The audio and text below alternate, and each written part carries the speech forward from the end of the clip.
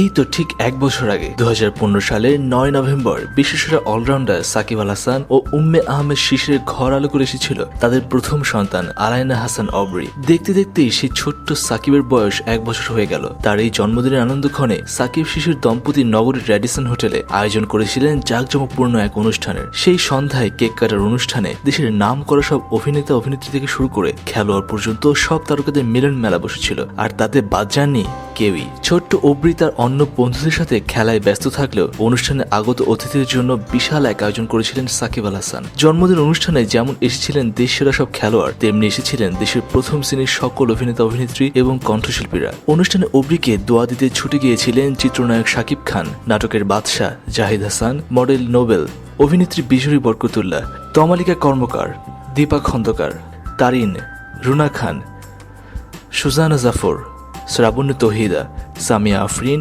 ফারহানা নিশু সহ আরো অনেক শিল্পী। ওদিকে কণ্ঠশিল্পীদের মধ্যে চিরকুট ব্যান্ডের সুমি, এলিটা, কণা, কুনাল সহ আরো অনেককেই দেখা যায় পার্টিতে। খেলোয়াড়দের মধ্যে নাসির হোসেন, ডিজে ব্রাভোকেও দেখা যায় জন্মদিন অনুষ্ঠানে। এছাড়া এভারেস্ট বিজয়ী ওয়াসফিয়া নাজরিনকেও অনুষ্ঠানে দেখা যায়। বাংলাদেশের এত সব তারকা সবাই উপস্থিত থেকে অব্রিকে দোয়া দিয়েছেন আর বলেছেন সাকিব খান হয়ে উঠুক বাবার মতো সবার সেরা। দর্শক, বাংলাদেশের জান, বাংলাদেশের প্রাণ সাকিব আল হাসানের একমাত্র সন্তান আলাইনা হাসান অব্রির জন্য সবাই দোয়া করবেন যেন সে মানুষের মতো মানুষ হয়ে উঠতে পারে। আর সস্তা নগ্নতায় ভরা খবরের জন্য নয়, সুস্থ বিনোদনের জন্য সাবস্ক্রাইব করুন খবর টিভি।